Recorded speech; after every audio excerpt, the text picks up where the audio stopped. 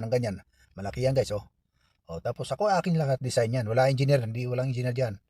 Ako lang dumiskarte diyan. At saka may mga alalay ako na mga ibang lahi. Kaya guys, kayong mga hindi nakapag-aral, huwag niyong sabihin hanggang doon lang kayo. Isipin niyo rin, kaya ng iba sa daan sa kamay, utak, may utak din kayo. Gamitin niyo sipag lang ang puhunan niya guys. Magpa-drawing lang kayo, kaya maisipan niyo na rin na kaya niyo i-drawing, kaya niyo parang palang gawin. Kasi ako ganun ang nagiging status sa buhay ko. Ang lahat na nade-drawing ko, kaya akong buuhin ng material. Kaya sipag lang talaga ang puhunan at saka kunting diskarte. O katulad niyan guys, mabigat yan, malaking trabaho yan. Takot ako sa taas kaya pinutol ko yan, pinutong ko na lang. Fabricated siya na deconnecting lang. Papatong na lang siya. O katulad niyan, no, hindi na wala kahirap-hirap, hindi na ako kailangan pumunta sa taas dahil dito lang sa mababa ang weldingin namin. Pagpatong niyan, buo na yan bago ko pinatayo.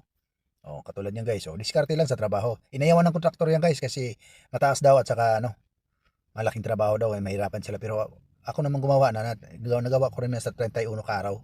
Natapos namin. Ito yung mga lalay ko, ito yung mga yung right hands. Ito yung matinuturuan ko itong mga tao na yan. Yan ang mga hindi bumibitaw talaga pag may mga project talagang sumusuporta sa akin yan. Yan, yun ang panghuli naming ipapatong guys. Yung may trumpa sa mosquito guys, sa simbahan ng Muslim. Yan sa mosque yan, pinapatong lang yan guys. Pinarga na namin dahil ipapatong na namin yan doon. Nandun sa taas. Pinatong na, taas-taas yan guys. Di ko kaya gawin yan, punta ako doon sa taas, nalulula ako eh. Kaya ginawa ko ng paraan. Yan. Kaya, ang importante sa trabaho, concentrate at aralin mo rin kung paano mo mabubuo bago mo umpisahan at saka estimate material lahat sa iyo lahat. Kaya doon sa amin, nahiya nga ako, tawagin nila akong engineer na wala namang pinag-aralan. Kaya ayaw kong magpatawag ng engineer.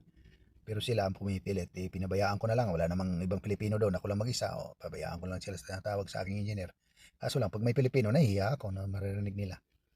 At ito na rin yung homemade na motorcycle guys.